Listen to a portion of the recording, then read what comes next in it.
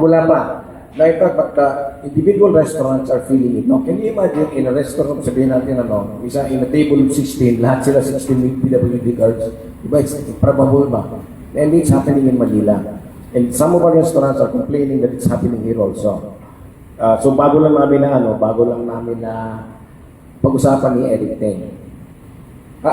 Piece of information pala, no, ang Davao City in 2019, ang number one economic driver is tourism. Ang second is agriculture, ang third is IT, BPO. So if tourism increases, yung mga beneficiaries like mga, what would they call it? Economic drivers and economic, ay pagkata-term, hindi maglabas yan. Sila mag-benefit. So importante yung tourism. So going back to the, yung question mo, we are still working with Resto PH, yun ang pangalan ng national, na Manila group. We started it during COVID. We started ours dito in 2018, yung Resto DC. So we're coordinating with them para dun sa PWD cards. Trying to find a way na ma-check. Now we're looking at baka yung national ID card. Diba? We're trying to look for ways to para ma-check. Hindi natin ma-check eh. Even yung senior citizens card minsan, diba, iba-ibang lugar, iba-ibang SC.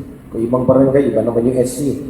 But now, mabuti na lang kasi we can also use yung mga national ID, mga valid cards.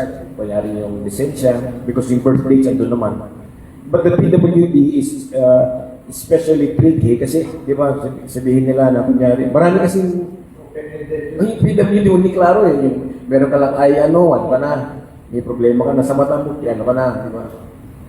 Wala kami problema kung talagang valid.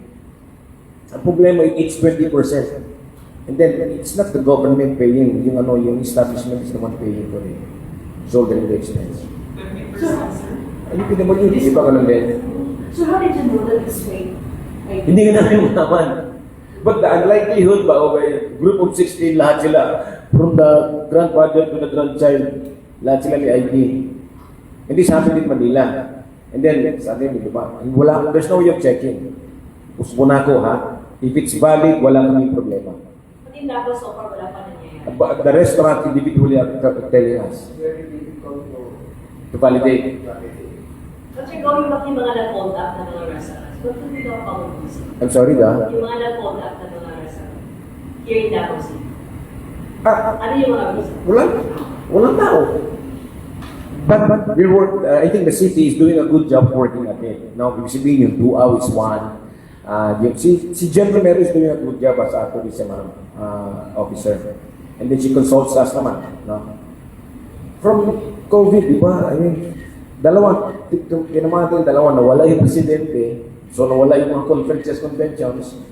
Tapos, tapos tinamaan tayo ng COVID.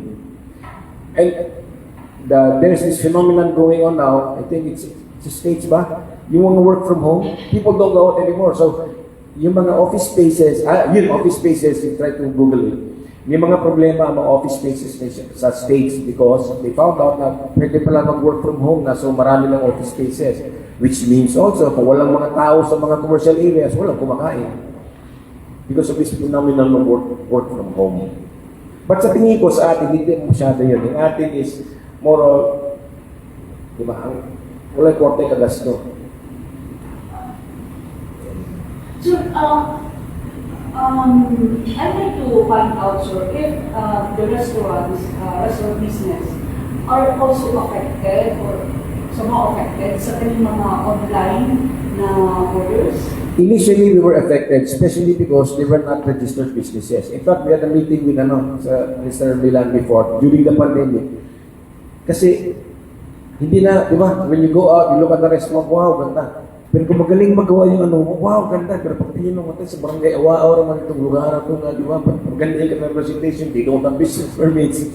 So, unang ginawa namin sa Resto DC is to coordinate with the city na kung pwede, ipa-register lahat. And I think that's one of the reasons why also may mga bagong restaurants na lumabas. These were before operating in their homes, na hindi nag-register, so nag-register sila kasi nga, ni-require sila na mag-register.